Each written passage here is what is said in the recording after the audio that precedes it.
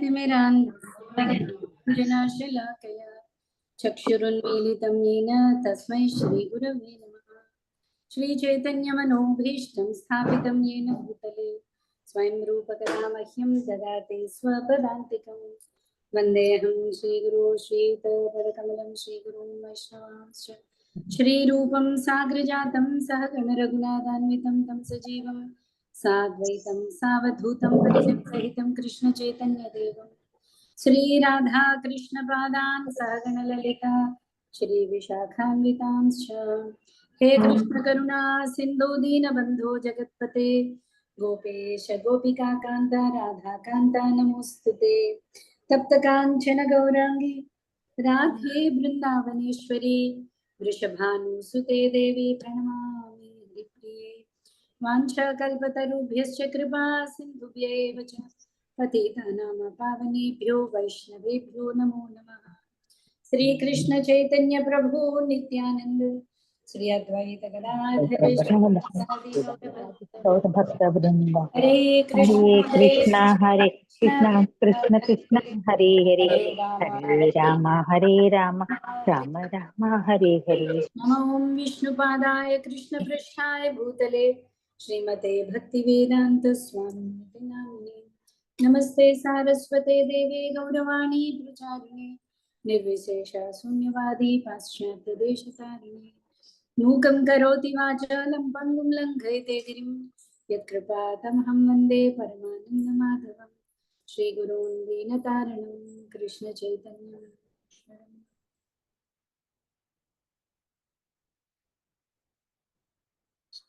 ओम नमो भगवते वासुदेवाय ओम नमो भगवते वासुदेवाय ओम नमो भगवते वासुदेवाय।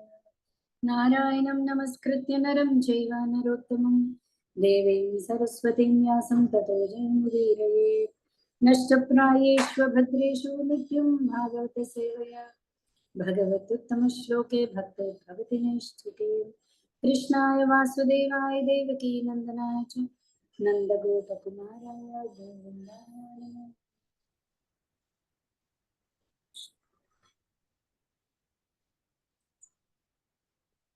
हरे कृष्ण।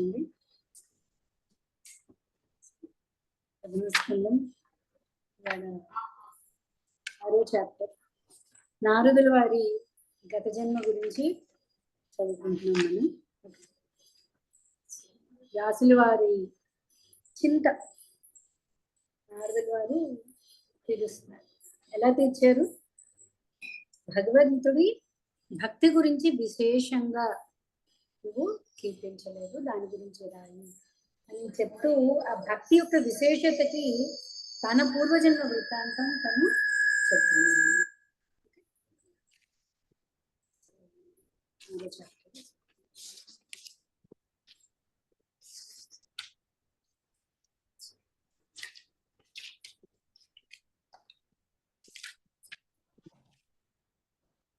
సౌనక ఋషి ప్రశ్నించను, ఓ సూత గోస్వామి, ఘనుడును పరమశక్తిమంతుడును అగు వ్యాసదేవుడు శ్రీ నారదముని నుండి సమస్తమును శ్రవణము చేశాను. అట్టి వ్యాసదేవుడు నారదుని నిష్క్రమణము పిమ్మట ఏమి ఉండొచ్చును?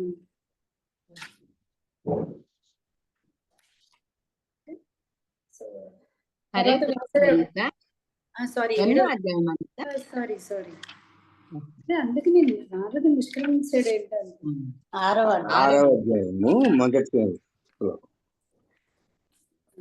సూత గోస్వామి పలికిన. ఎందుకంటే వ్యాసుడు అడగాలి ఇంకా నారదుని తర్వాత ఏం జరిగింది. సూత గోస్వామి పలికిన, ఓ బ్రాహ్మణులారా, ఈ విధంగా నారదముని యొక్క జన్మ కర్మలను గూర్చి శ్రవణము చేసిన పిమ్మట సత్యవతి సుతుడును భగవద్ అవతారమును ఒక వ్యాసదేవుడు ఇట్లా ప్రశ్నించను. వ్యాస ఉవాచ, శ్రీ వ్యాసదేవుడు పలికెను, ఈ ప్రస్తుత జన్మము యొక్క ఆరంభమునకు పూర్వము దివ్యమగు భగవద్ విజ్ఞానమును మీకు ఉపదేశించిన మహా ఋషుల నిష్క్రమణము పిమ్మట మీరు ఏమి చేస్తుంది? నిన్న కొంతమంది కూడా అడిగారు కదా, నారదుడు బ్రహ్మ మానస పుత్రుడు కదా, మరి దాసీపుత్రుడు కదా. సో ఇక్కడ ఏం చెప్తున్నారు, వ్యాసదేవుడు అడుగుతున్నాడు అనమాట. పూర్వం మీరు ప్రస్తుత జన్మకి పూర్వం దాసిపుత్ర జన్మ అన్నారు కదా, అక్కడ ఎంతవరకు వచ్చారు మీరు? మహర్షులు చెప్పి జ్ఞానాన్ని ఇచ్చి వెళ్ళారు. ఓకే, ఆ తర్వాత వాళ్ళు వెళ్ళిపోయిన తర్వాత ఏం జరిగింది అని అడుగుతున్నారు. ఓకే, ఓ బ్రహ్మతనయ, మంత్రదీక్షను స్వీకరించిన పిమ్మట మీరెట్లు జీవితమును గడిపితిరి? కాలక్రమమున పూర్వదేహమును వదిలి ఈ ప్రస్తుత దేహం మీరెట్లు పొందగలుగుతుంది? సో ఎలా మీకు ఆ దేహాన్ని వదిలి ఈ దేహం వచ్చింది? సో వాళ్ళు వెళ్ళిన తర్వాత నెక్స్ట్ జన్మ ఇది అంటున్నారు, ఆ మధ్యలో ఏం జరిగింది అని అడుగుతున్నారు. ఓకే, ఓ మహర్షి, కాలమనున్నది సమస్తమును హరించివేయును. అట్టి ఏడ పూర్వకల్పమును జరిగి ఉన్నట్టు ఈ విషయము కాలము చే చెదరక మీ స్మృతి పథమున ఇంకను ఎట్లు నిలిచి ఉన్నారు? నిన్న సరిగ్గా ఏం జరిగింది అని అడిగితే మనం చెప్పలేము. మాక్సిమం ఈ టైంకి మనం నిన్న కూడా క్లాస్ లో ఉన్నామని చెప్పాలి. సో ఇతను ఏమంటున్నా అంటే, పూర్వజన్మ ఎలా గుర్తుంది మీకు అసలు? పూర్వజన్మ ఇది అన్నారు, బానే ఉంది, కానీ ఆ ముందు జన్మ కాలం చేత, కాల ప్రభావం చేత మీరు మర్చిపోకుండా దాన్ని చెప్పడం ఎలా జరుగుతుంది అని అడుగుతుంది. నారద ఉవాచ, శ్రీ నారదముని పలికను, భగవద్ విజ్ఞానమును నాకు ఉపదేశించిన మహా ఋషులు వేరొక ప్రదేశమునకు వెడలిన పిమ్మట నేను ఇప్పుడు తెలుపబో రీతి జీవితమును గడిపుతాను. చాలా ఇంపార్టెంట్ అండి, కొంచెం శ్రద్ధగా ఉంది. సామాన్య స్త్రీయే గాక దాసీను అయినట్టు నా తల్లికి నేనొక్కడనే పుత్రుడనై ఉంటుంది. నేను ఏకైక సంతానం అయినందున మరియు తనకు వేరొక రక్షణము లేనందున ఆమె నన్ను తన ప్రేమ పాసముతో బంధించి ఉంటుంది. యాక్చువల్లీ మహర్షులు నారదుడికి ఇచ్చిన ఉపదేశం ఏంటండి? నిన్న చూసాం మనం, ఎవరైనా ఒకటి రెండు లైన్లలో చెప్పగలరా? నారదుడు చెప్పాడు, భగవంతుడి యొక్క గుహ్య జ్ఞానాన్ని వాళ్ళు నాకు ఇచ్చి వెళ్ళారు. ఏం చెప్పారు వాళ్ళు?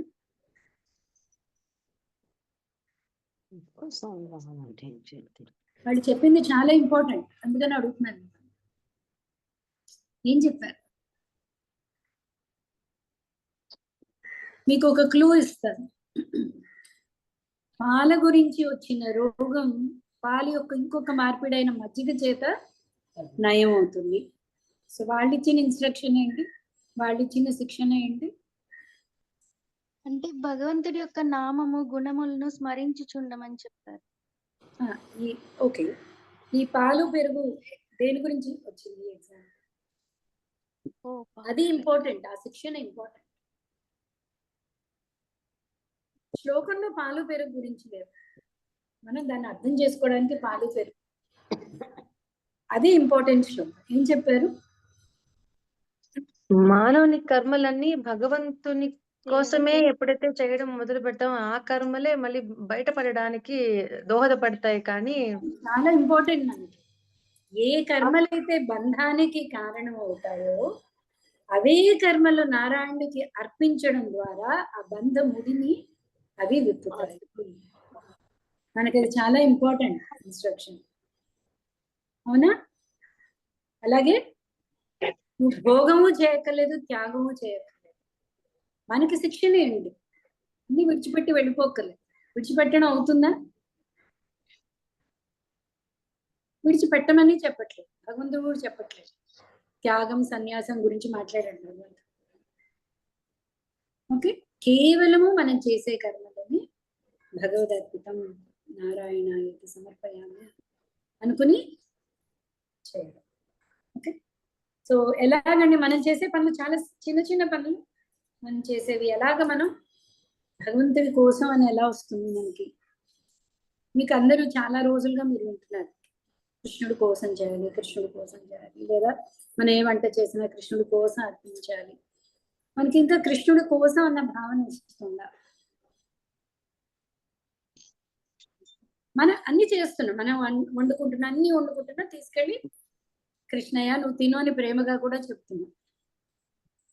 ఫస్ట్ లో తెలియకపోవచ్చు, కానీ పెట్టగా పెట్టగా పెట్టగా కొంతకాలానికి రెసిప్రొకేషన్ లో మళ్ళీ మనకి అర్థం అవుతుంది భగవంతుడికి ఏం కావాలి ఏం వద్దు. మన ఇంట్లో వాళ్ళలాగే చేయగా చేయగా చేయగా అందుకే ఆచార్యులు ఏం చేశారంటే ఒక సాధన అని పెట్టారు.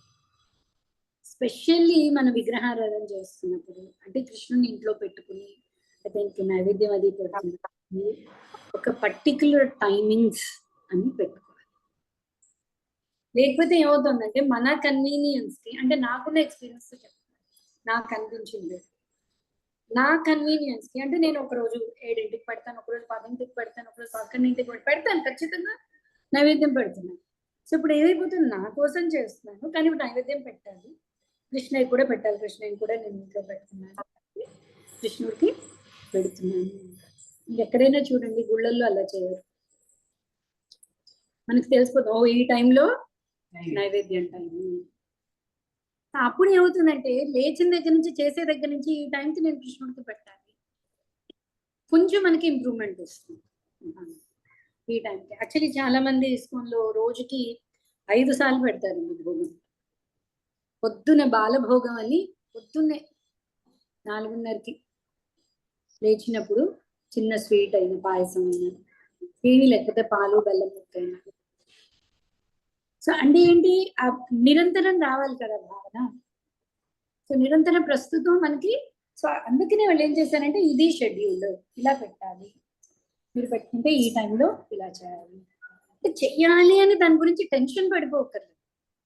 ఉద్దేశం టెన్షన్ పెట్టడానికి కాదు, మన యొక్క చింతన కృష్ణుడి కోసం చేసే భావన మనకి పెరగట్లేదు అంటే ఇష్టంగా చేయాలి. ఎప్పుడు కూడా కష్టపడి కృష్ణుడినప్పుడు ఇంట్లో వాడిగా పెట్టుకోవాలి. కృష్ణుడు మా ఇంట్లో వాడైతే నేను చేయగలిగితే, గెస్ట్ అనుకోండి ఎప్పుడెప్పుడు వెళ్ళిపోతాడా, మళ్ళీ రా సంవత్సరం మళ్ళీ రా అని పిలుస్తూ, చిన్నపిల్లాడికి టైంకి పెట్టేస్తాం మనం. కొంచెం పాపం పిల్లాడికి తెలియదు కూడా, వాడు ఆటల్లో పడ్డాడు అనుకోండి తెలియదు, అలానే వదిలేస్తాం మనం, వాడిని పిలిచో వాడిని ఆ టైంకి పెట్టేస్తాం మనం. అమ్మో వీడికి భోజనం టైం అయింది, స్నాక్స్ ఇచ్చే టైం అయింది. అండ్ నేను మీకు షేర్ చేసుకున్నాను లేదా, నాకు ఒక ఫ్రెండ్ ఉందండి ఇక్కడ, తన పేరు కూడా అనురాధ. మాట్లాడుతూ ఉండే సాయంత్రం 5ంటికి, అమ్మ మాతాజీ నేను కృష్ణుడికి స్నాక్స్ పెట్టాలి, బయలుదేరిపోతాను, 5:30కి నేను స్నాక్స్ పెట్టే టైం నేను.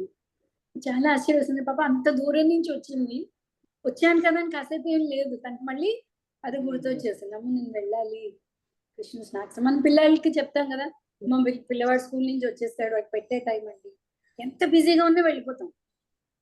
అంటే జీవితం మొత్తం ఏంటి అంటే ప్రయారిటీస్. ప్రతి నిమిషం కూడా చూసుకోండి, మనం దేనికి ప్రాముఖ్యత ఇస్తున్నాం దాన్ని బట్టి మనం డెసిషన్లు తీసుకుంటూ వెళ్ళాం.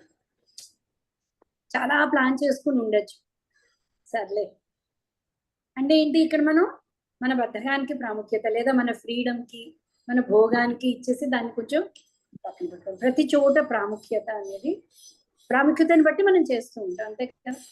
చాలాసార్లు చెప్పుకున్నాము, మనకి ఇంపార్టెంట్ వర్క్ ఉంటే ఖచ్చితంగా 4ంటికి లేస్తాం, ఇటు తిరిగి లేస్తాం. కానీ మన అందరు చెప్పినట్టు ఎక్కడా కూడా భగవత్ సేవ కష్టపడి చేయక్కర్లేదు, ఇష్టపడి, జపమైనా సేవైనా వంటైనా ఏదైనా ప్రీతితో చేయాలి. పిల్లలకి ఎప్పుడు మనం కష్టం అని అనుకుంటాం, కొన్నిసార్లు ఒంట్లో బాగాలేకపోతే అది వేరే విషయం, అప్పుడు కూడా ఏం చేస్తామంటే ఇంకెవరికైనా అప్పచెప్తాం, నాకు లేదా నాకు ఇవాళ పని ఉంది, మీరు మా పిల్లాడికి కొంచెం పెట్టేయండి, అవునా కదా. సో అలాగా మనం మన భావాన్ని ఇంప్రూవ్ చేసుకోవచ్చు. ఆచార్యులందరూ కూడా చాలా చక్కగా సాధన ప్రోగ్రాం పెట్టారు, మనం పాటించడమే తరువాయి, అన్నీ అయితే రాసి ఇచ్చేసారు. ఓకే, సో నేను ఇది ముఖ్యంగా ఎందుకు చెప్తున్నాను అంటే, మనకి అది చాలా ఇంపార్టెంట్ శిక్షణ. నిన్న ఇచ్చిన దాంట్లో ప్రతి కర్మ కూడా ఇప్పుడు కృష్ణ భావన అనేది మనకి వస్తుంది. ఓకే, సో ఇక్కడ నారదులు వారు చెప్తున్నారు, ఏమైంది, నా తల్లి వాళ్ళు వెళ్ళిపోయారు, తర్వాత ఏమైంది, నారదుడికి చాలా చాలా ఆకలింపు చేసుకున్నాడు, 5 ఏళ్ల పిల్లవాడే. కానీ మనం నిన్న చూసాం కదా, భక్తులు ఇచ్చిన బీజం వల్ల తను ఆ శ్రవణం చేయడం, అవగతం చేసుకోవడం అన్నీ ఉండగా, అప్పుడు పరిస్థితి ఏంటి, కానీ నారదుడిది తన తల్లికి తనొక్కడే ఉన్నాడు. సో తల్లి ఏం చేసింది, ప్రేమ భాషంతో బంధించి ఉండదు, పెద్ద ఏమి చెయ్యడం అయ్యేది, తల్లి బంధించి, అంటే తల్లికి ఉన్నది తనొక్కడే కదా, తను తల్లిని విడిచి చేయలేదు. నా పోషణ భారమును చక్కగా వహింపగోరినను తాను పరాధీన అయిన కారణముగా ఆమె నాకేమీను చేయలేకపోయింది. ఈ ప్రపంచమంతయు భగవానుని సంపూర్ణ ఆధీనమున ఉన్నట్టిది కనుక ప్రతి ఒక్కరును బొమ్మలను ఆడించు వాని హస్తమునందలి కర్ర బొమ్మల వంటి వారే ఉన్నారు. మనకు కూడా చేయాలని చాలా ఉండొచ్చు, చేయలేకపోవచ్చు. ఎందుకు? మనం ఆ భగవంతుడి అధ్యక్షతలో గుణాలు ప్రకారంగా మనం వెళ్ళిపోతూ ఉన్నాం. బొమ్మలాట, కట్టుపుత్తిలి అంటారు కదా, తోలు బొమ్మలాట.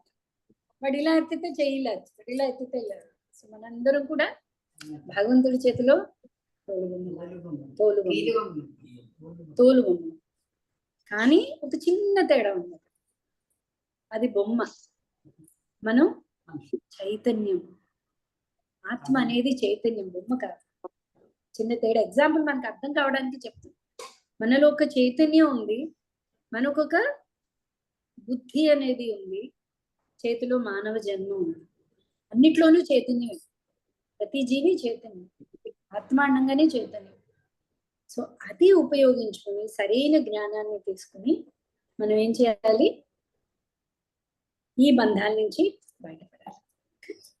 5 ఏళ్ల ప్రాయము నాడు నేను ఒక బ్రాహ్మణుల ఆశ్రయంలో వసించి ఉంటుంది. తల్లి ప్రేమ పైననే సంపూర్ణముగా ఆధారపడి ఉన్న నాకు వివిధ ప్రదేశముల అనుభవం ఏమాత్రం లేకుండాను. ఒకమారు దీనురాలకు నా తల్లి రాత్రి సమయమున ఆవు పాలు పితుకుటకు వెడలగా దివ్యకాల ప్రభావమున సర్పం ఒకటి ఆమె పాదముపై కాటు వేసెను. తన భక్తులకు వరములొసగా సదా వాంఛించు భగవానుని ప్రత్యేక కరుణగా దీనిని నేను స్వీకరించి తిని ఆ విధంగా భావించుచు పిమ్మట నేను ఉత్తర దిక్కుగా పయనమైతిని. సాధు సంఘం యొక్క ప్రభావం చూడండి. పిల్లవాడు 5 ఏళ్ల వాడు ఏమైంది? తనకి ఆధారం ఒక తల్లి ఒక్కటే. ఆ తల్లి కాస్త పాలు పితకడానికి వెళ్ళి పాము కాటుతో మరణించింది. వినంగానే మనకి యాక్చువల్లీ భగవంతుడి కోపం వస్తుంది. భగవంతు చేతిలో తోలు బొమ్మలను అతను ఎలా చేస్తే అలా చేస్తున్నాడు. ఉన్న ఆ పిల్లవాడు చేసిన తప్పేంటి? అందరికీ డౌట్ వస్తుంది. పిల్లవాడు చేసిన తప్పేంటి? ఇంకా చక్కగా సాధువుల ఉచ్చిష్ట దొరికింది. ఈ సాధువుల గురించి కృష్ణ కీర్తన విన్నాడు, కృష్ణుడి గురించి అంటే కృష్ణ లీలలన్నీ విన్నాడు, వాటి గురించి ఆలోచిస్తున్నాడు. కానీ నారదుడు ఏమన్నాడు? తన భక్తులకు వరములొసగ సదా వాంఛించు భగవానుని ప్రత్యేక కరుణగా దీనిని నేను స్వీకరించేదని. ఇది ఒక స్పెషల్ మర్సీ అని అతను ఫీల్ అయ్యాడు. అదే పాజిటివ్ గా తీసుకున్నారు, పాజిటివ్ గా తీసుకున్నారు. అక్కడే మనకి భగవంతుడి మీద నమ్మకం.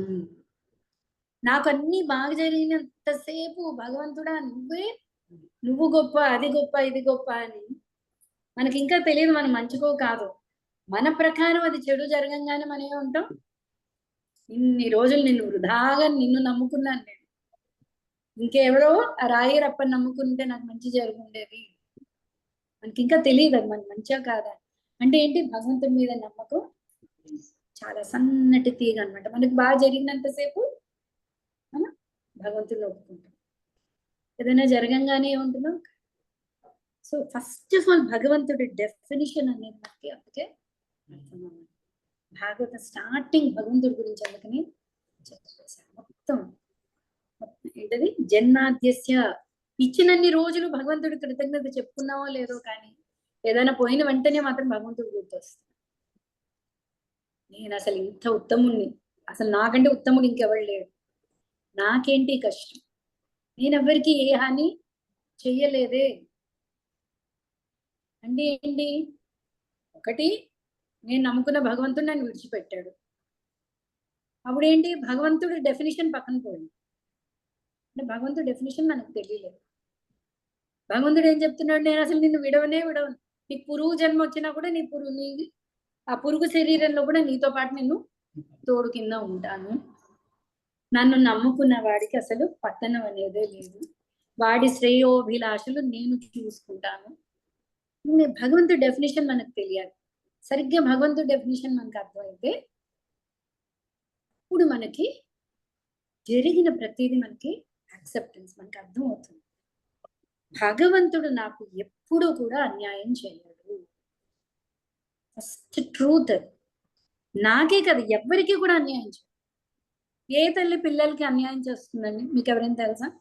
అన్యాయం చేసిన పిల్లలు అన్యాయం చేశారు అని అనిపిస్తే మనకు అర్థం కాలేదు, మనకు అర్థం కాలేదు ఆ తల్లి. కొన్నిసార్లు ఎవరైనా వీక్ అనిపిస్తే అతనికి ఎక్కువ స్ట్రెంగ్త్ ఇచ్చి ఉండొచ్చు తల్లి. కృష్ణుడు ఏం చెప్తున్నాడు? సమోహం సర్వభూతేషు నమే ద్వేషి అస్తి నా ప్రియ. నాకు ఎవరి మీద ద్వేషం లేదు, సమోహం, నాకు అందరూ ఒక్కటే అని చెప్తున్నాను భగవంతుడు. నాకు ఇలా చేశాడు, వాడికి అలా చేశాడు అంటే ఏంటి? భగవంతుడు డెఫినేషన్ తెలియట్లేదు, భగవంతుడు నమ్మకం. 5 ఏళ్ల పిల్లవాడండి, ఉన్న ఒక్క ఆధారం తల్లి మరణించింది. ఏంటనుకుంటున్నాడు? ఇది కేవలం అక్కడ అది చూడండి ఏంటి, ఒక్క నిమిషం. అనుగ్రహం, భగవంతుడి యొక్క ప్రత్యేక వరం ఇది అని తను భావించాడు. ఎందుకు ప్రత్యేక వరం? ఒకటి, ఆ తల్లి కూడా భగవద్భక్తులకి సేవ చేసింది, కానీ ఆవిడకి పుత్ర అనే బంధం ఉండిపోయింది కదా. సో అర్జునుడికి కృష్ణుడు చెప్తున్నాడు, ఎవరైతే భక్తి మార్గంలో వచ్చాడో వాడికి కించిత్ నష్టం లేదు, వాడి ప్రోగ్రెస్, వాడు పైకే వెళ్తాడు. సో ఆవిడకి ఏంటి? చాలా ఉత్తమ జన్మ వస్తుంది. ఎందుకు? ఆవిడ అంత భగవద్భక్తుల సాంగత్యం తీసుకుంది. సో అక్కడ ఆవిడకి ఆ దాసీ జన్మ నుంచి అక్కడ విముక్తి వచ్చింది. ఇక నారదుడికి లోపల కోరిక మొత్తం భగవంతుడికి సేవ చేసుకోవాలి, భగవద్భక్తులకి సేవ చేయాలి అన్న కోరిక. సో అతనికి దేని వల్ల ముందు అదే చెప్పాడు, తన ప్రేమ పాసంతో నన్ను బంధించి ఉండను. సో నారదుడు కూడా ఇప్పుడు తన భక్తిలో ఇంకొంచెం ముందుకు వెళ్ళగలడు. ఇద్దరికి అక్కడ మేలే జరుగుతుంది. అక్కడ కీడు జరిగింది అంటే మన డెఫినేషన్ సరిగ్గా చెప్పుకోలేదు. ప్రతి చోట స్పెషల్లీ మరణం అనేది ప్రతి ఒక్కళ్ళు దాని గురించి ఆలోచించారు. ఆలోచిస్తే భయం వస్తుంది అంటే అవ్వదు. మనం ఆస్ట్రిచ్ గురించి చెప్పుకున్నాం కదా, అమ్మ భూకంపం వస్తుంది అని భూమి లోపల తల దాచేసుకుని నేను సేఫ్ కదా అనుకుంటా. మనం దాని గురించి ఆలోచించకపోతే అది మన దగ్గరికి రాదా? దాని గురించి ప్రతి ఒక్కళ్ళు ఆలోచించారు.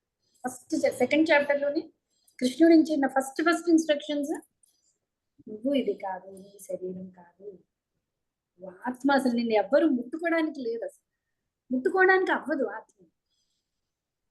సో ఎలా ఎప్పుడైతే ఆలోచిస్తున్నారు, సో ఎవరైనా మరణించారు, అందుకని మనం ఏం ప్రార్థించాలి?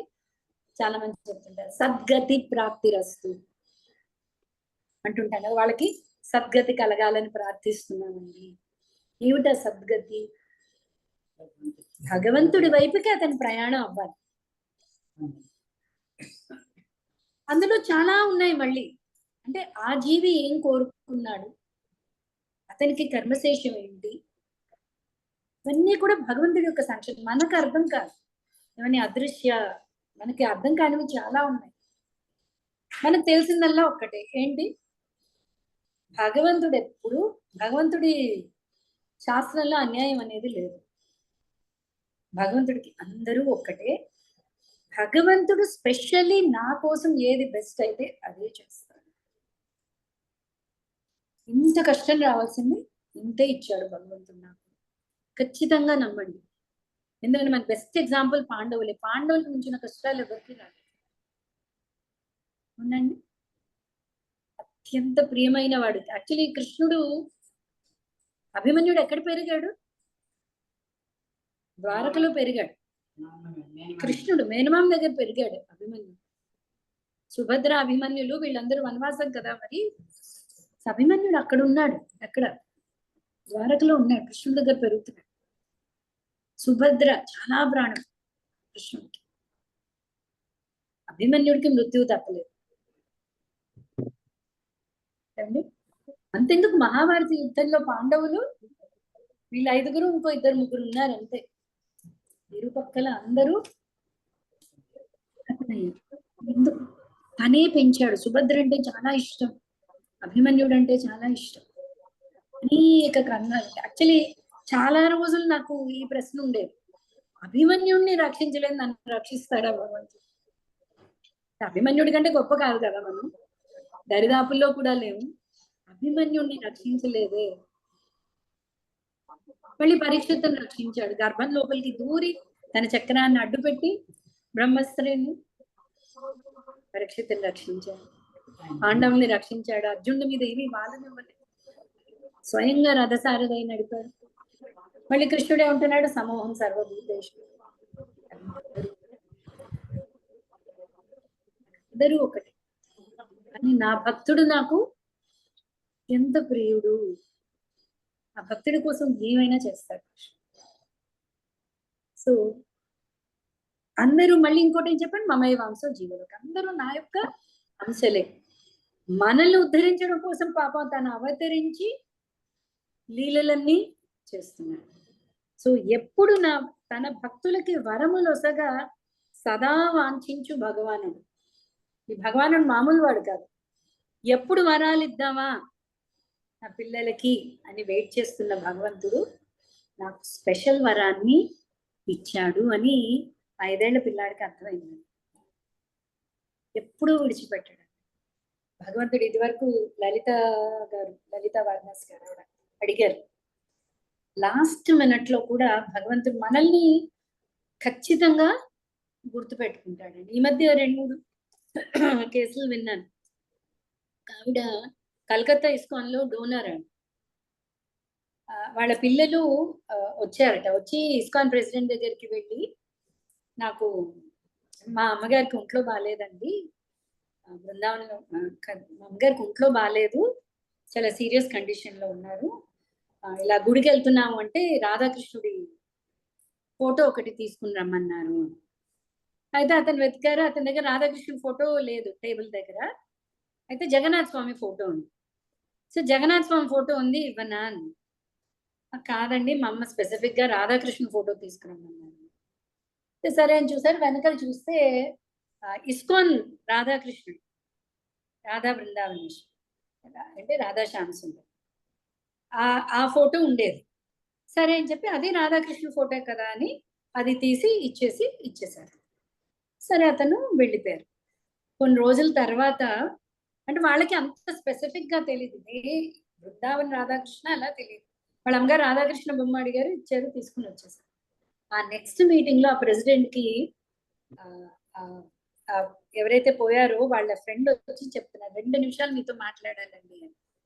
ఏంటి అంటే, మీరు పంపించింది బృందావన్ రాధాకృష్ణుడి ఫోటో కదా, యాక్చువల్లీ ఇస్కాన్ లో రాధాకృష్ణుడి విగ్రహాలకి స్పాన్సర్ చేసింది ఈవిడే. మీకు అర్థమైందా? ఈవిడ స్పాన్సర్ చేశాట. ప్రభుపాద గారు ఉన్నప్పుడు ఆవిడ దర్శనానికి వెళ్తే ఆవిడ అడిగారు ప్రభుపాద వారిని, నాకు ఏదైనా సేవ ఉంటే ఇవ్వండి అని. సరే అయితే గుడి కడుతున్నాం కదా, రాధాకృష్ణుడి విగ్రహాలకి మీరు ఏదైనా ఇవ్వాలి అనుకుంటే ఆవిడ వెంటనే చెక్ రాసి ఇచ్చేసారు. అంటే ఏ రాధాకృష్ణ పిక్చర్ అయినా ఇచ్చి ఉండొచ్చు. యూజువలీ ఎవరి టెంపుల్ వాళ్ళ రాధాకృష్ణ పిక్చర్సే ఉంటాయి జనరల్. అంటే ఏం చెప్తున్నాను అంటే, భగవంతుడు మర్చిపోడండి సేవ. మనం చేసిన సేవ, మనం చేసిన స్మరణ భగవంతుడు ఎప్పటికీ మర్చిపోడు. నాకు స్వయంగా మా ఫ్రెండ్ కి కజన్ ఉన్నాడండి. అబ్బాయికి 16 ఏళ్ళప్పుడు యాక్సిడెంట్ జరిగింది. అబ్బాయి ప్రతిరోజు ఈ భగవద్గీత కాంపిటీషన్స్ జరిగేవి కదా, సో ప్రతిరోజు గీతా శ్లోకాలు నేర్చుకునేవాడు అన్నమాట. గీతా శ్లోకాలు చదువుకుంటూ ఉండేవాడు. 16 ఏళ్ళప్పుడు ఆ పిల్లాడికి యాక్సిడెంట్ జరిగింది. మొత్తం బ్రెయిన్ ఫంక్షనాలిటీ లేదు, అంటే ఏమీ గుర్తులేదు. బ్రెయిన్ ఫంక్షనాలిటీ లేదంటే ఏమీ, అన్నీ మర్చిపోయాడు. సడన్ గా లేచాడండి. లేచి సరిగ్గా 4 శ్లోకాలు చెప్పాడు, పడిపోయాడు, మనిషిపోయాడు. ఎవరిని గుర్తుపట్టలేదు, ఏమీ గుర్తుపట్టలేదు. ఓకే, ఎందుకు? భగవంతుడు గుర్తుపెట్టుకుంటాడు. స్వయంగా వరాహ పురాణంలో ఈ విషయం చెప్తారు. నా భక్తుడు ఎప్పుడైతే ఒకవేళ తన స్థితి వల్ల, కర్మ వల్ల, ఈ కర్మ అనేది అసలు టాపికే కాదండి భక్తులు. కర్మ అనుభవిస్తాం అంతే. కర్మ టాపిక్కే కాదు. నేను మీకు చెప్పాను కదా, నా తప్పు కొట్టేయండి అసలు కరెక్ట్ కూడా కాదు. ఏదైతే ఏంటి, నాకు నా భగవంతుడు ఉన్నాడు. ఓకే, చెప్తుంటారు కదా ఫేమస్ ఏంటి, కష్టం దగ్గరికి వెళ్ళి ఏంటి, కృష్ణుడి దగ్గరికి వెళ్ళి నాకే కష్టం వచ్చింది అని చెప్పక్కర్లేదు. కష్టం దగ్గరికి వెళ్ళి నా కృష్ణుడు ఉన్నాడు చూడు ఎంత గొప్పవాడు అని చెప్పండి, కష్టం పారిపోతుంది. కృష్ణుడి దగ్గర కష్టాలు చెప్పక్కర్లేదు, తెలియదు కృష్ణుడికి. ఎప్పుడో ఆర్తి వచ్చింది పిలవండి, తప్పలేదు. ద్రౌపదీదేవికి అంత కష్టం వచ్చింది, కృష్ణ అంది, తప్పలేదు. కానీ అదే కేవలం కృష్ణుని కష్టాలు తీర్చమను, కేవలం వరాలు ఇవ్వమను, దీనికోసం కాకుండా మనం ప్రీతి, అందుకే నా ప్రీతి అనే పదం, ప్రీతితో భగవంతుడికి సేవ చేయాలి, ప్రీతితో భగవంతుడి నామజపం చేయాలి, ప్రీతితో భగవంతుడు అరే నా కృష్ణుడి గురించి నేను తెలుసుకోవాలి, ఇంకా తెలుసుకోవాలి అని ప్రీతితో చేయాలి ఏ సేవ అయినా సరే. సో ఆ పిల్లవాడికి ఏమర్థమైంది, భగవంతుడి యొక్క ప్రత్యేక వరం. యాక్చువల్లీ ప్రతి ఒక్కడికి కూడా మనం చెప్పుకున్నాం కదండి, మొన్న జగన్నాథ్ ప్రభు చెప్పారు క్లాస్లో, ఎవరైతే భగవన్ నామం ఉచ్చరించలేదో వాడికి ప్రతి సూర్యోదయంతో ఒక రోజు ఏంటి క్షీణించిపోయింది ఆయుష్ ఒక రోజు క్షీణించిపోయింది, ఎందుకంటే వేస్ట్ అయిపోయింది. భగవంతుడి నామం ఆ రోజు ఉచ్చరించావా, కాలం ఎలాగో వెళ్ళిపోతుంది, కాలం వెళ్ళే తీరుతుంది. కాలము అలలు ఎవరి కోసం ఆగము అంటారు, time and tide wait for none అండి. అవి ఆగు, అది కాలచక్రం తిరుగుతూనే ఉంటుంది. ఓకే, సో కానీ ఏంటవుతుంది, భక్తుడు ఎప్పుడు ముందుకే వెళ్తుంటాడు. కాబట్టి భక్తుడికి ఆయుష్కి వచ్చిన నష్టం లేదు. చూడ్డానికి అనిపించవచ్చు ఆ పిల్లాడు 16 ఏళ్ళకి పోయాడు, ఇంకెవరో 90 ఏళ్ళకి పోవచ్చు, ప్రాబ్లం లేదు. అతడు సద్గతిని పొందుతాడు. అంటే నెక్స్ట్ జన్మలో నుంచి భక్తి వైపుకి ముందుకు వెళ్తారు, భగవంతుడి వైపుకి. సో ఆ భయమే అక్కర్లేదండి. మన ఆయుష్కి ఏమవుతుంది, ఎప్పుడైతే నామజపం జరుగుతుందో వైపు వెళ్తూనే ఉన్నాం. మనకు వచ్చిన ప్రాబ్లం ఏంటంటే సైడ్ ట్రాక్స్, గుర్రంలాగా కట్టేసుకోవట్లేదు. ఇటు పక్క ఇది అంటారు, అటు పక్క డ్యూటీ అంటాం, ఇదంటాం అదంటాం. ఇంకా వేగాలు చదివాం కదా, వాచో వేగం, క్రోధ వేగం, మనసు వేగం, లేదా కోరికలు, ఇవన్నీ సైడ్ ట్రాక్స్. కానీ పాపం మనం ఇటు పక్కకే వెళ్తున్నాం. ఎప్పుడైతే రోజు నామజపం చేస్తున్నామో మనం ముందుకి సైకిల్ తొక్కుతున్నాం, మధ్యలో కొంచెం ఇవి వస్తున్నాయి, మధ్యలో స్పీడ్ బ్రేకర్లు వస్తున్నాయి, నిరుత్సాహపడకుండా మన సేవను మనం ముందు చేస్తాం. ఫస్ట్ రక్షిష్యతి ఇది విశ్వాసం, భగవంతుడు నన్ను రక్షించే తీరుతాడు అన్న విశ్వాసం అండి.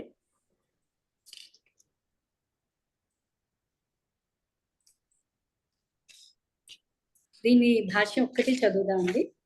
భగవానుని అంతరంగిక భక్తులైన వారు అడుగడుగున అతని కృపా నిర్దేశమునే గాంతురు. లౌకిక భావనలో విషమముగా లేదా కష్టముగా భావింపబడు పరిస్థితిని వారు భగవానుని ప్రత్యేక కరుణగా భావించారు. లౌకికాభివృద్ధి అనున్నది ఒక రకమైన జ్వరం వంటిది. అట్టి భవజ్వరపు ఉష్ణోగ్రత భగవానుని కరుణచే క్రమముగా శమించి ఆధ్యాత్మిక ఆరోగ్యము నెమ్మదిగా చేకూరగలదు. కానీ లౌకికులు దీనిని అపార్థం చేసుకుంటారు. లౌకిక భావన వాళ్ళకి భగవంతుడి ప్లాన్ మనకు అర్థం కాదు. ఎందుకంటే భగవంతుడి ప్లాన్ అర్థం అవ్వాలంటే ఒక భక్తుడికి అర్థం అవుతుంది. మొన్న మీకు డాన్స్ ఎగ్జాంపుల్ చెప్పాను, గుర్తుందా? ఎందుకు నరసింహ ఎక్స్ప్రెషన్ పెడుతుంది సడన్ గా, మధ్యలో డాన్స్ చేస్తూ ఉగ్రంగా పెట్టింది అనుకోండి, నరసింహుడి గురించి తెలియని వాడికి ఆ లీల అర్థం కాదు, ఏం చేస్తుందామో అర్థం కాదు. అర్థమైందా? భక్తుడికి అర్థం అవుతుంది ఎందుకు ఇది జరుగుతుంది, నాకు ఇలా ఎందుకు జరిగింది, ఏదో స్పెషల్ అరేంజ్మెంట్ ఏదో నాకు జరుగుతుంది. ప్లీజ్ ఈ విషయం కానీ చాలా మనం ఆకలింపు చేసుకోవాలండి. ప్రభుపాద వారి జీవిత చరిత్ర నాకు తెలియదు ఎంతమంది చదివారో. ప్రభుపాద వారికి పరిస్థితి అలాగే ఉండేది, అంటే ఏమాత్రం కోఆపరేషన్ ఉండేది కాదు ఫ్యామిలీ నుంచి. ఒక ప్రభుపాద గారి అక్క తప్ప, భవతారిణి మంత్రి. ప్రభుపాద గారి భార్య సతీమణి, ఆవిడ ఏం చేశారు, ఆవిడకి ఆఖరికి ఆవిడ భాగవతాన్ని న్యూస్ పేపర్ వాడికి అమ్మేసి దాంతో ఆవిడ టీ కొనుక్కున్నాను. టీ, చాయ్ చాయ్ చాయ్ చాయ్ చాయ్ చాయ్ కాఫీ పిచ్చే ఉంటే ఎంతకైనా వెళ్ళిపోతుంది. ఇంకా అప్పుడు ప్రభుపాద వారు అన్నారు, సరే ఇంకా నాకు టైం వచ్చింది అన్ని విడిపించుకుని వెళ్ళడానికి. బాధ్యతలన్నీ తీర్చుకున్నారు. అయినా ఒక గృహస్థ ధర్మం కింద అతను ఉండేవాడు. కానీ ఎప్పుడైతే ఇంకా గురువు గారి మాట ఒకవైపు గుర్తొస్తుంది, అప్పుడు ఇంకా సన్యాసం తీసుకున్నారు. అప్పుడు ప్రభుపాద వారు చెప్పారు, అది నాకు ఒక ప్రత్యేక వరం కింద నేను భావించాను. ప్రభుపాద వారికి మెడికల్ షాప్ ఉండేది. ఎక్కడ చూసినా లాసే, లాస్ అన్ని వైండప్ చేసుకున్నారు. నా గురించి ప్రత్యేకం అంటే అప్పుడు ప్రభుపాద వారికి కానీ అర్థమైంది, ఇది భగవంతుడు నిర్ణయం, భగవంతుడి యొక్క స్పెషల్ కరుణ అని అతనికి అర్థమైంది. మనకి ఇప్పుడు అర్థం అవుతుంది, అవును కదా, ప్రభుపాద వారే కనుక పరిస్థితి రాకపోతే మన పరిస్థితి ఏంటి అని మనకి ఇప్పుడు అర్థం అవుతుంది. సో ప్రభుపాద వారు అప్పుడు చెప్పారు, ఇది భగవంతుడి యొక్క ప్రత్యేక కరుణ కింద భావించి నేను భగవత్ సేవకి నా శేష జీవితాన్ని గడుపుతాను.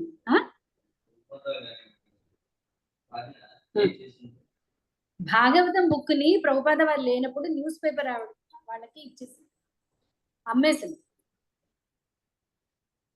అమ్మేసి అంటే ప్రభుపాద వారి పరిస్థితి కూడా అప్పుడు బాగాలేదు, ఫుల్ లాస్ కదా. సో కొంచెం ఇల్లు గడవడం కూడా కష్టంగా ఉంది. కాబట్టి భాగవతాన్ని అమ్మేసి చాయ్ కొనుక్కున్నారు. టీ టీ టీ ప్రభుపాద ఇంకా హై టైం, ఇంకా నేను బయలుదేరుతాను అని అంటున్నాను. అర్థం అవుతుంది చాలాసార్లు. అంతే రామాయణం తీసుకోండి, కైకమ్మలా అడిగింది పరిస్థితి, భగవంతుడి స్ఫూర్తి తెలియదు మనకి. ఇక్కడ అరణ్యంలో ఎంతమంది వెయిట్ చేస్తున్నారు రాముల వారి రాక కోసం. శబరి 90 ఏళ్ళు వెయిట్ చేస్తుంది అక్కడ.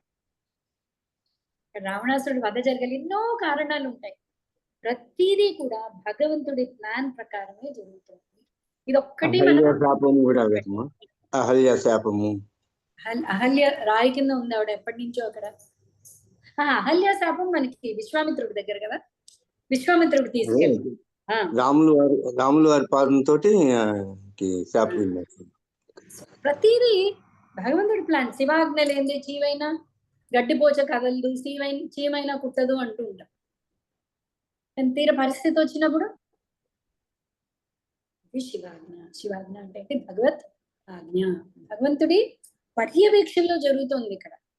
ప్రతిదీ కూడా కర్మ ఫలితం కానీ గుణాల ఫలితం కానీ ప్రతిదీ కూడా. మీరు ఆ గుణాల బొమ్మ చూస్తే గుణాలన్నీ మన కట్టేసి ఉన్నాయి. ఆ గుణాల పైన ఎవరున్నారు? భగవంతుడి ఆధ్వర్యంలో ఇవన్నీ కూడా జరుగుతాయి. అక్క మరి ప్రభాజీ గారు 67 సంవత్సరాలకి వెళ్ళారు కదా, అంటే యుఎస్ చెప్పడానికి. అంటే ఈ రోజులో సాధన చేశారు అనుకోవాలా ఎలా? అవునండి, చాలా తీవ్ర సాధన. 12 ఏళ్ళు రాధా దామోదర్ టెంపుల్లో ప్రభుపాద వారు చాలా తీవ్ర సాధన చేశారు. చాలా తీవ్ర సాధన చేశారు. ఒక పక్క భాగవతం మొదటి స్కందం రాశారు, మొదటి స్కందం ఒకటి భాష్యం రాశారు. అందుకని మొదటి స్కందం చాలా ఇంపార్టెంట్.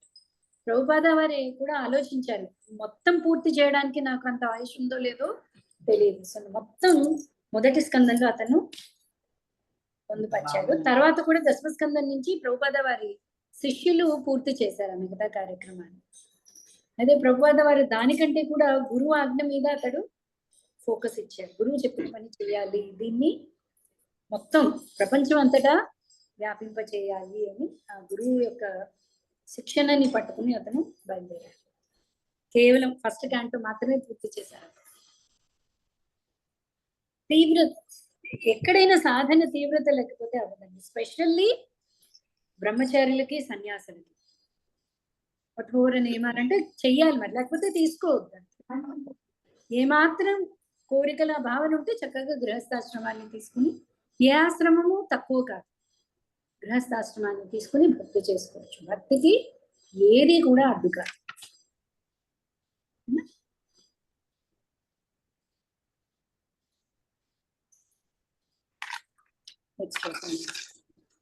ఆ విధంగా పయనమైన నేను పెక్కు సమృద్ధవంతములైన జనపదములు, పురములు, గ్రామములు, జంతు క్షేత్రములు, గనులు, వ్యవసాయ క్షేత్రములు, లోయలు, పూదోటలు, వనములు, ఉపవనములు కూడా ప్రయాణించుకుని. సో ఏం చేశాడు? బయలుదేరాడు. తల్లి మరణించింది, సరే ఇది ప్రత్యేక అనుగ్రహం అని చెప్పి ప్రయాణం చేశాడు. అంతవరకు ఏమీ చూడలేదు కూడా పిల్లవాడు. ముందు చెప్పాడు, నేనేమీ పెద్ద చూడలేదు, నాకు పెద్ద ఏమీ తెలియదు. ఎందుకు? మామూలు సాదాసీదా కుటుంబం అది. కానీ నారదుడు ఎంత పట్టుదలతో బయలుదేరాడంటే, ఈ బాలుడు ఇవేవి ప్రయాణం చేస్తూనే ఉన్నాడు. గొప్ప గొప్ప నగరాలు చూస్తున్నాడు, గొప్ప గొప్ప తోటలు, వనాలు, ఉపవనాలు, గ్రామాలు, ఎక్కడా కూడా డీవియేషన్ లేదు. కేవలం భక్తికి, భక్తుల గురించి బయలుదేరాడు. ఓకే, తెలియదు, బయలుదేరాడు.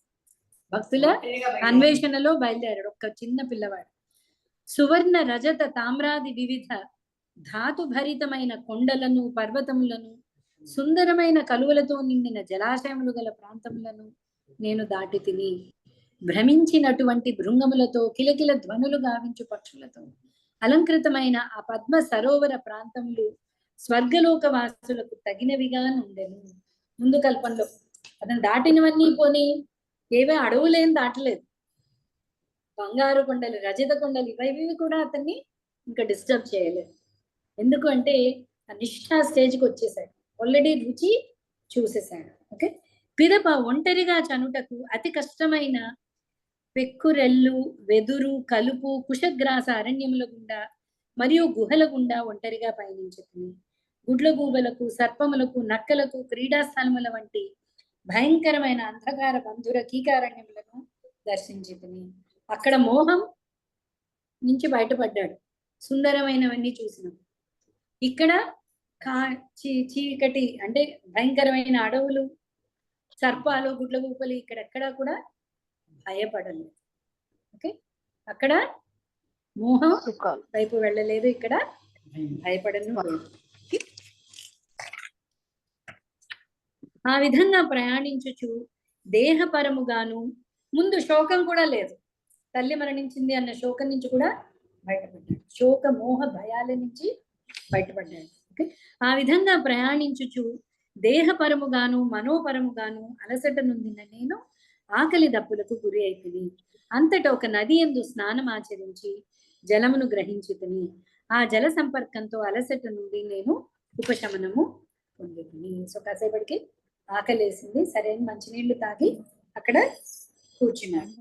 తదుపరి అటువంటి నిర్జన వనమున అశ్వత్థ వృక్ష ఛాయలో ముక్త పురుషుల నుండి శ్రవణము చేసిన రీతిగా హృదయస్థుడైన పరమాత్మను నా బుద్ధిని ఉపయోగించి ధ్యానించుట మొదలు పెడుతుంది. ఎందుకంటే ఎక్కడికి వెళ్ళాలో తెలియదు, వెళ్తున్నాడు భగవంతుడి కోసం వెళ్తున్నాడు. సో ఎప్పుడైతే ఆ మంచినీళ్ళు తాగి అక్కడ కూర్చున్నాడు అశ్వత్థ వృక్షం కింద, ఆలోచించడం, తను విన్నదంతా కూడా మననం చేసుకుంటున్నాడు, రికలెక్ట్ చేసుకుంటున్నాడు. సో వాళ్ళు చెప్పారు, భగవంతుడు శంఖ చక్ర గదా పద్మంతో మన హృదయంలో ఉన్నాడు. సో ఆ రూపాన్ని హృదయంలో స్థాపించుకుని అతడు ధ్యానం చేయడం మొదలుపెట్టాడు. దివ్యమగు ప్రేమయందు పరివర్తనమైన మనస్సుతో శ్రీకృష్ణ భగవానుని చరణ కమలమును ధ్యానించుట మొదలిడనంతనే నా కనుల నుండి అశ్రువులు జాలువారినవి. అంతట శీఘ్రమే ఆ దేవదేవుడు నా హృదయ కమలమునందు దర్శనమిసగను. సో భగవంతుడి పాదాల దగ్గర ధ్యానం అనగానే అతనికి కళ్ళ నిండా నీళ్లు కారిపోయాయి. సో భగవంతుడు ఏం చేశాడు? హృదయంలో దర్శనం ఇచ్చాడు. ఓ వ్యాసదేవ, ఆ సమయమున ఆనందాతిశయముచే నా శరీరమందలి ప్రతి భాగము రంజితమయ్యను. ఆ విధంగా పరమానంద సాగరమున మగ్నుడగుట చేత భగవానుని మరియు నన్నును నేను గాంచలేకపోయింది. కళ్ళ నిండా నీళ్ళు వచ్చేసాయి. సో రూపం కనిపించట్లేదు. భగవంతుడు దర్శనం ఇచ్చాడు కానీ కళ్ళ నిండా నీళ్ళు ఉన్నాయి. నేను తెలియట్లేదు, భగవంతుడు నాకు తెలియలేదు. భగవానుని దివ్య రూపము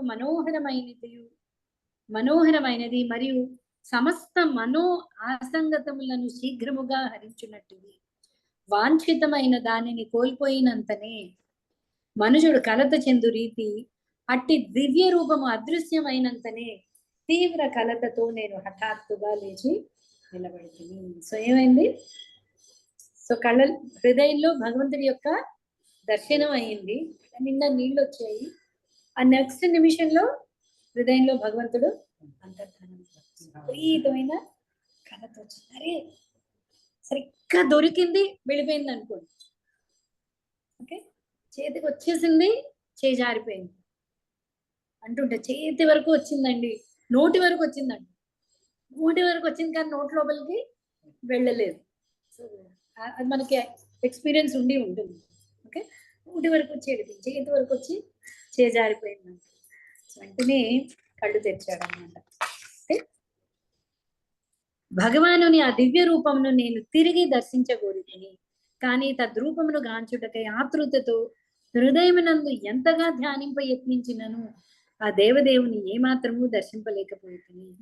ఆ విధంగా అసంతృప్తుడనై తీవ్ర దుఃఖితుడనైపోయి వెంటనే మళ్ళీ చేజారిపోయింది, మళ్ళీ దొరుకుతుందేమో అని చెప్పి మళ్ళీ కళ్ళు మూసుకుని మళ్ళీ ఆ రూపాన్ని తలుచుకుని మళ్ళీ ధ్యానం చేశాడు, ఆత్రంతో చేశాడు, కానీ మళ్ళీ దర్శనం కలగలేదు.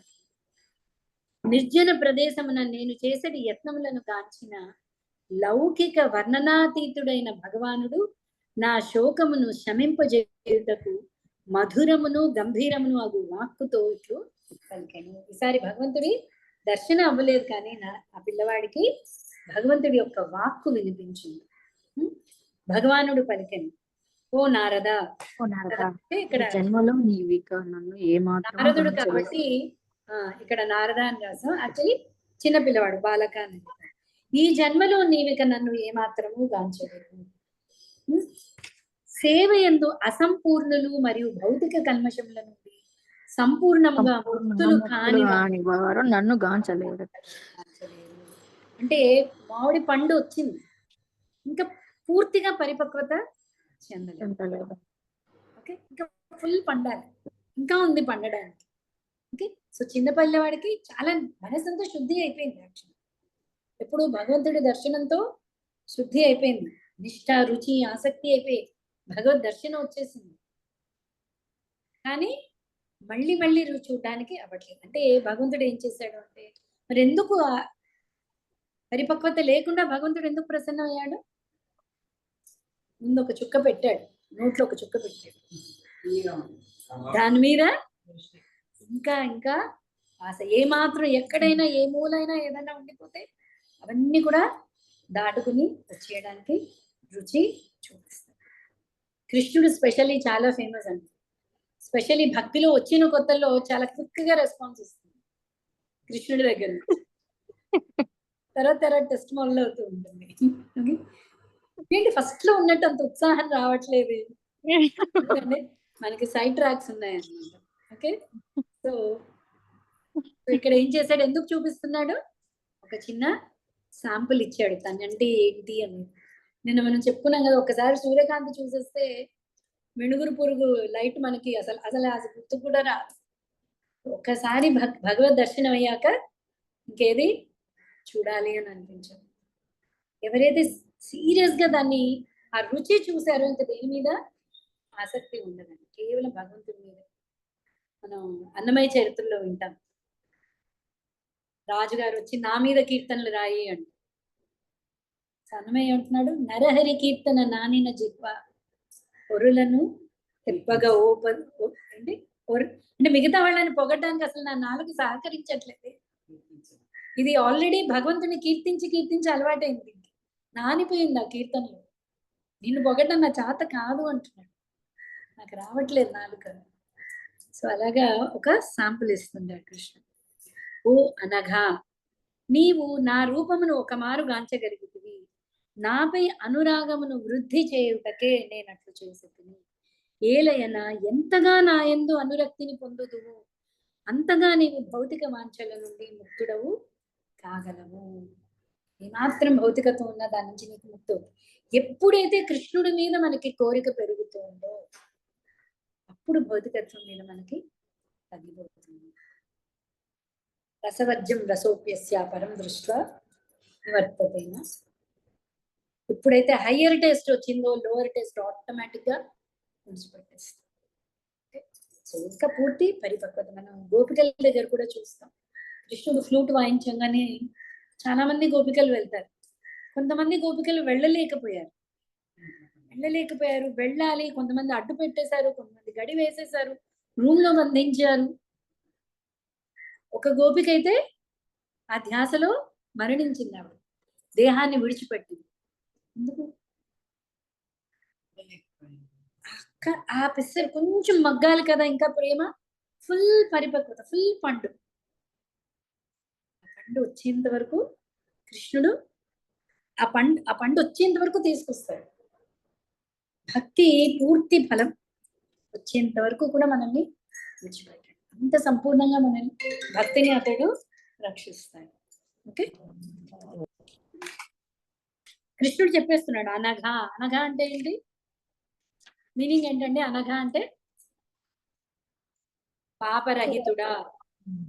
మీకు మనం అనుకున్నాం కదా, ఏమాత్రం పాపపుణ్యాల మూట ఉన్నా అవ్వదు, కర్మశేషం అవన్నీ లేవు నీకు అనగా, నువ్వు కర్మశేషం ఏమీ లేదు నీకు, కానీ నా మీద ఇంకా అనురాగం పెంచడం కోసం నేను నీకు ఆ మచ్చుక చూపించాను అంటున్నాను. నా భక్తి యందు నియుక్తమైన మేధస్సు ఏ కాలమందును భంగపడదు.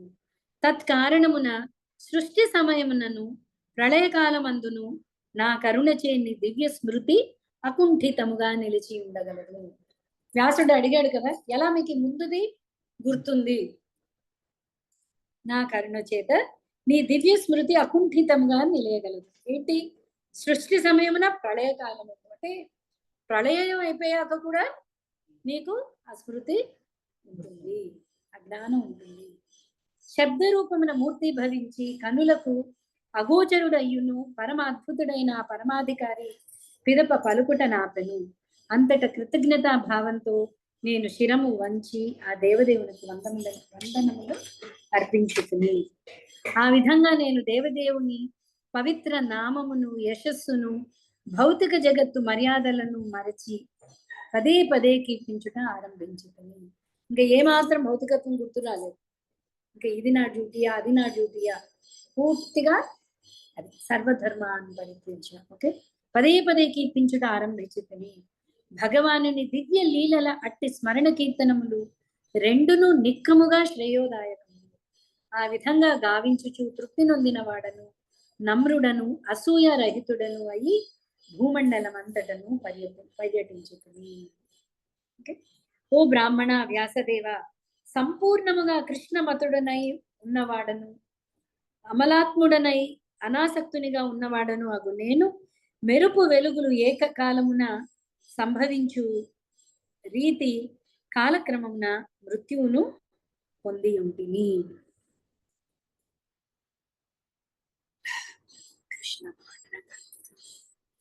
సో వెంటనే ఏమైంది? కాలక్రమంలో మృత్యువు అనేది తెలియదు. మెరుపు అంటే మెరుపుకి ఏంటంటారు, మెరుపు వెలుగు రెండు ఒకటే టైంలో వస్తాయి కదా. అంటే వెంటనే దివ్య శరీరం వచ్చింది నారదుడికి. ఓకే, అంటే వెంటనే అతడు ముక్తుడయ్యాడు, మృత్యువుతో ముక్తుడైపోయాడు. అంటే మృత్యు తర్వాత గ్యాప్ లేదు. యాక్చువల్లీ మృత్యు అంటే ఏంటి? ఈ శరీరాన్ని విడిచిపెట్టి ఇంకో దేహాన్ని తీసుకున్నప్పుడు, ఇంకో భౌతిక దేహాన్ని తీసుకున్నప్పుడు దాన్ని మృత్యువు అంటారు. ఓకే, సో ఆ స్టెప్ లేదు నారదుడికి, ఇంకో భౌతిక శరీరం లేదు. భగవంతుని సహచరుడు అగుటకు తగినట్టి ఆధ్యాత్మిక దేహం అనుగ్రహింపబడిన పిమ్మట నేను పాంచభౌతిక దేహంను త్యజించదని. అంటే వెంటనే స్పిరిచువల్ బాడీ వచ్చేసింది. మనకి డౌట్ రావచ్చు, ఆత్మ ఇంత చిన్నది, ఆత్మ సైజ్ ఏంటి? మన వెంట్రుక కొనకి 10,000వ వంతు ఆత్మ. దీంతో మనం ఏం సేవ చేస్తాం? కృష్ణుడికి ఏం సేవ చేయగలమండి? ఈ శరీరం ఇక్కడ వదిలేస్తున్నాం, ఏంటవుతుంది? మనకి ఆధ్యాత్మిక శరీరం ఇవ్వబడుతుంది. ఆధ్యాత్మిక శరీరంతో మనం సేవ చేస్తాం. సో నారదుడు అది చెప్తున్నాడు. సో ఏకకాలంలో మెరుపు వెలుగు వచ్చిన రీతిగా నాకు మృత్యువు రాగానే నాకు ఆధ్యాత్మిక దేహం ఇవ్వబడింది. ఆ విధంగా నా సంచిత కర్మఫలములన్నీను అంతరించినవి. కల్పాంతమున భగవానుడైన నారాయణుడు ప్రళయ జలములలో శయనించినప్పుడు బ్రహ్మదేవుడు సృష్టి తత్వములతో సహా ఆ భగవానుని యందు ప్రవేశింపగా నేను కూడా అతని శ్వాస ద్వారా ప్రవేశించుకుని. సో బ్రహ్మదేవుడు అల్పాంతం అప్పుడు ఏమైంది, మొత్తం సర్వం పెద్ద మహాప్రళయం వస్తుంది. ప్రళయం రాగానే అన్నీ కూడా భగవంతుడి లోపలికి చేరిపోతాయి. మళ్ళీ సృష్టి మొదలైనప్పుడు అందరూ మళ్ళీ బయటకు వస్తారు కదా. సో అలాగే నేను కూడా లోపలికి వెళ్ళిపోయాను. సహస్ర యుగముల పిమ్మట, అంతే కదా మరి, బ్రహ్మదేవుడు ఒక రోజు సహస్ర యుగాలు, అలాగే రాత్రి మళ్ళీ సహస్ర యుగాలు. ఓకే, అక్కడ ఎన్ని సంవత్సరాలు ఉంది? 4,320 లక్షల కోట్ల. ఓకే, భగవత్ సంకల్పముచే బ్రహ్మదేవుడు సృష్టి కార్యమునకే మేల్కొంచినప్పుడు మరీచి, అంగీరుడు, అత్రి వంటి సమస్త ఋషులు భగవానుని దివ్యదేహం నుండి ఆవిర్భవించిరి. నేనును వారితో పాటు ఆవిర్భవించుకుని. సో తర్వాత బ్రహ్మకి ఫస్ట్ 10 మంది పుత్రులు వచ్చారు కదా.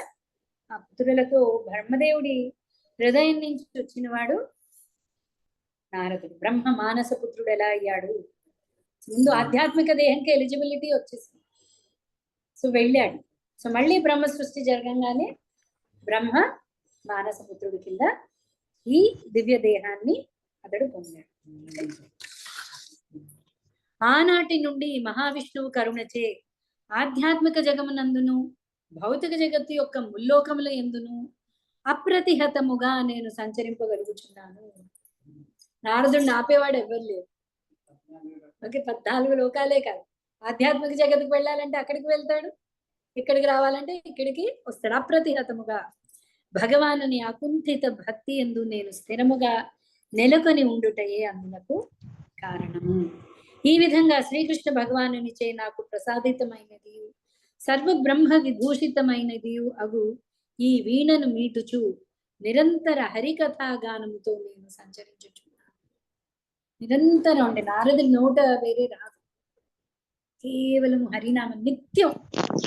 అంటే ఎంత రుచి చూసి ఉంటే నిత్యం నిత్యం నిత్యం ఇంకా చేయాలి, ఇంకా చేయాలి. అలాగే నారదుడు అతి కరుణ కలిగిన వాడు, హృదయం తెలిసిన వాడు. సో అందరినీ ఇలా వీళ్ళందరినీ ఉద్ధరించాలి. మనం తర్వాత చూస్తాం. ఈ ఏంటి ఆ తపన వల్ల పాప శాపం కూడా దక్షుడి చేత శాపగ్రస్తుడు కూడా అవుతాడు నారదుడు. కేవలం అందరినీ ఉద్ధరించాలి, అందరిలో ఆ భక్తి మేల్కొల్పడం అనేది నారదుడి యొక్క స్పెషల్ ఫీచర్ అండి. నారదుడి అవతారంలో స్పెషాలిటీ ఏంటి అంటే, నారదుని దృష్టిలో పడ్డాము అంటే మన భక్తి పరిపక్వత చెందుతుంది. ఓకే, ధ్రువుడు, ప్రహ్లాదుడు వీళ్ళందరూ ఎగ్జాంపుల్. నేను తన లీలా కీర్తనమును ప్రారంభించినంతనే శ్రవణానందకరములకు లీలలను మహిమలను కలిగిన దేవదేవుడైన శ్రీకృష్ణుడు ఆహ్వానింపబడిన చందమున శీఘ్రమే నా హృదయమునందు దర్శనమిచ్చును. ఎంత వరము! అప్పుడు కృష్ణ నన్ను నిన్ను ఒకసారి చూడాలని ఉంది అనగానే హృదయంలో దర్శనం ఇచ్చిస్తాట కృష్ణ. ఓకే, కృష్ణుడు కూడా పాపం దానికోసం వెయిట్ చేస్తుంటాడు, ఎవరు ఎప్పుడు పిలుస్తారా. సో బాగా నారదుడు చెప్తున్నాడు తన యొక్క దివ్య స్థితి చూడండి, ఎలాంటి స్థితి నుంచి ఎలాంటి దివ్య స్థితికి వచ్చాడు నారదుడు. ఓకే, ఇంద్రియములు ఇంద్రియార్థములతో సంపర్కమునొందిన కారణముగా సదా ఆతుర చిత్తులై ఉండేది వారు నిరంతర హరి లీలాను వర్ణనమనడి చక్కని నావ ద్వారా భవసాగరమును సులభముగా దాటగలరని నేను అనుభవపూర్వకంగా ఎరిగి ఉన్నాను. సో తన పర్సనల్ ఎక్స్పీరియన్స్ ఎప్పుడు కూడా దేనికైనా మనకి కేస్ స్టడీ ఒకటి కావాలి. ఎవరైనా ఇది వరకు చేస్తున్నారా? ఎవరికైనా ఇది జరిగిందా? నేను మీకు చెప్పాను కదా, నువ్వే ఫస్ట్ అంటే మనం చెయ్యం. కేస్ స్టడీ, రకరకాల కేస్ స్టడీస్. సో నారదుడు చెప్తున్నాడు, నేను స్వానుభవ పూర్వకంగా నేను ఆ భక్తిని అనుభవించాను, అదే నేను మీకు చెప్తున్నాను. సో ఎవరైతే, ఇది చాలా ఇంపార్టెంట్, ఇంద్రియాలు ఇంద్రియార్థాలతో సంపర్కము, ఇంద్రియాలు ఏది అడిగితే దాన్ని కావాలి అనే కోరిక వాటి వెంట పడడం. సో ఇదే కారణం ఏంటి, మన ఈ అటాచ్మెంట్ కి. దేహంతో మనకి దేహం ఎందుకు కావాలి? కోరికలు తెచ్చుకోవడానికి కావాలి. ఈ ఇంద్రియాలు కావాల్సినవన్నీ దేహం సప్లై చేస్తుంది. కాబట్టి ఈ దేహంతో మనకి అటాచ్మెంట్, కోరిక ఉన్నంత వరకు ఈ భౌతికత్వంతో అటాచ్మెంట్. సో సంపర్కం నొందిన కారణమున సదా ఆతుర చిత్తులై, ఎందుకు తర్వాత భాగవతం చెప్తుంది, ఎందుకంటే ఇంద్రియాలు కోరినవన్నీ ఇచ్చేస్తాయి, అయిపోతుంది కదా, చాలా మంది అంటూ ఉంటారు. కోరినవన్నీ ఇస్తే ఏమవుతుంది, ఇంకా ఇంకా అగ్నిలో నెయ్యి పోయడమే అవుతుంది. నెయ్యి పోస్తే అగ్ని ఆరిపోతుంది కదా అని అనుకోవడం అనేది ఏమవుతుంది, మూర్ఖత్వం. ఓకే, సో దీనివల్లే మనం ఏమవుతున్నాం, భవసాగరమును సులభంగా దాటడానికి నిరంతర హరిలీలానువర్ణనము, హరిలీలల అనువర్ణనము. అనువర్ణనం అంటే ఏంటండి,